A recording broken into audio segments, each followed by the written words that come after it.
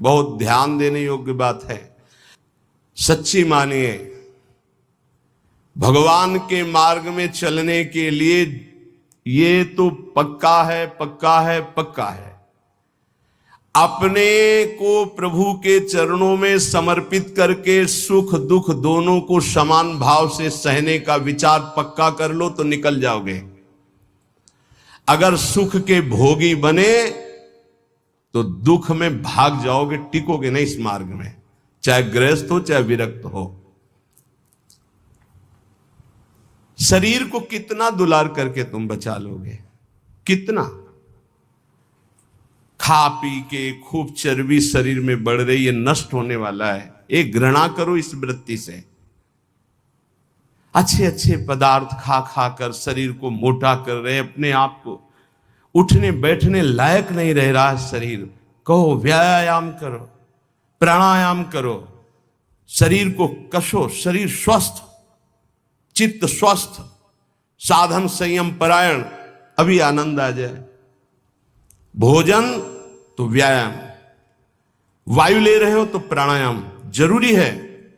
साधु हो या गृहस्थ हो, अगर तुम्हारा शरीर स्वस्थ नहीं, शरीर के कितने ऐसे अंग हैं जो साधारण प्रक्रिया से उन पर कोई प्रभाव नहीं पड़ता, उनको असाधारण, जैसे एक सांस में 2-3 किलोमीटर दौड़ना, चलो बाहर नहीं दौड़ सकते तो आजकल यंत्र चले हैं, ट्रेडमिल क्या कहते हैं, उस पे चल सकते हो आप। 48 मिनट प्रत्येक साधक को चाहिए कि पद्मासन या सिद्धासन में बैठे 48 मिनट। ये बहुत छोटी बात है। 6-6 घंटे आसनों पे बैठने का अभ्यास किया जाता है।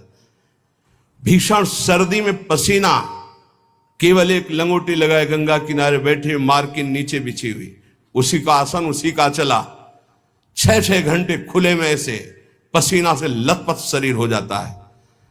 90 प्राणायाम, साय मच जाती है दिमाग में, एकदम मंत्राकार वृत्ति। परमानंद की अनुभूति के लिए अध्यात्म चाहिए।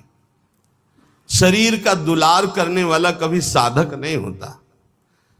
प्रायः कुछ ऐसे महा कृपा पात्र जन हैं जो शरीर को संयम में, इंद्रियों को संयम में रखने की विचारधारा करते हैं। नहीं तो आजकल हम सुविधा को अपनी भक्ति का फल मानने लगे हैं। सही, हम आपसे हृदय की बात कहते, भले बुरा लगे। ये सुविधा भगवान की प्राप्ति में बड़ी दुविधा है। जब तक भगवत प्राप्ति न हो जाए तब तक सुविधा का भोग न करें। हम धन्य घड़ी वो मानते हैं जब हमारा जीवन असुविधा में बीतित हुआ है, 20 वर्ष।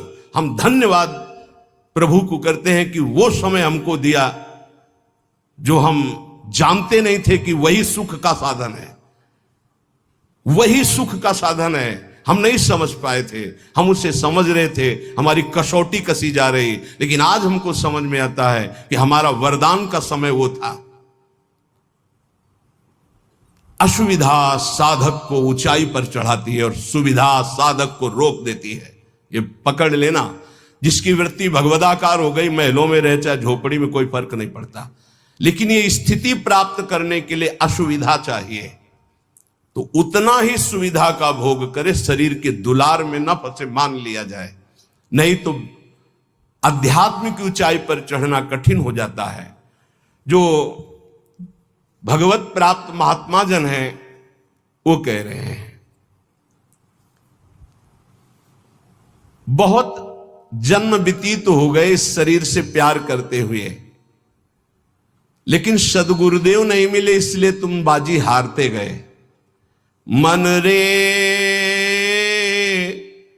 अब की बेर संहारो, जन्म अनेक दगा में खोए, बिना गुरु बाजी हारो। मन रे अब की बेर संहारो। बहुत से तुम्हारे जन्म हुए, मनुष्य जन्म, लेकिन सदगुरु नहीं मिले, इसलिए बाजी हार गए। अब की जीत जाओ। सदगुरु का वर्ण करके उनकी आज्ञा के अनुसार चल दो। बहुत कठिन है सदगुरु की आज्ञा पर चलना।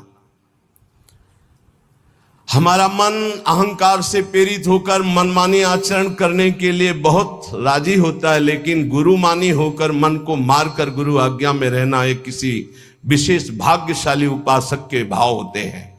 बाल्यावस्था तो हमारी ऐसे चली गई कि पता ही नहीं चला खेल कूद में। बालापने ज्ञान नहीं तन में, जब जन्म्यो तब बारो, तरुणाई सुख बाम में खोयो, बाज्यो कूच नगारो। बाल्यावस्था कब चली गई पता नहीं चला, सोने में, खाने में, खेलने में। और जब जवानी आई तो बाम कहते हैं प्रतिकूल काम आकर्षण शरीरों में। ये ऐसा नशा चढ़ा काम का जवानी में, कुछ समझ ही में नहीं आया और जवानी निकल गई।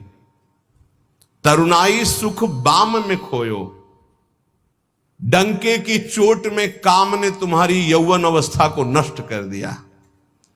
गोस्वामी तुलसीदास जी कहते जौवन ज्वर के ही नहीं बलकावा, जवानी का बुखार किसको नहीं चढ़ा? तो कोई तो होगा जिसको नहीं चढ़ा। उसी को नहीं चढ़ा जो भगवान के चरणों में चित्त लगा दिया, नहीं तो जौवन ज्वर के ही नहीं बलकावा। बड़ी कृपा होती है साधकों पर जब असुविधा जवानी में होती है, पेट में अन्न ही नहीं है तो काम की वृत्ति ही नहीं जागृत होती। बस एक ही आग लगी हुई है, कैसे ब्रह्म साक्षात्कार हो जाए, इस प्रपंच का बाध करके कैसे स्वरूप में स्थित हो जाओ। वहां कोई गुंजाइश नहीं कुछ सोचने की, देखने की, बोलने की। ऐसे ही भक्ति वीडियो देखने के लिए आप मेरे चैनल को सब्सक्राइब, लाइक और शेयर करें।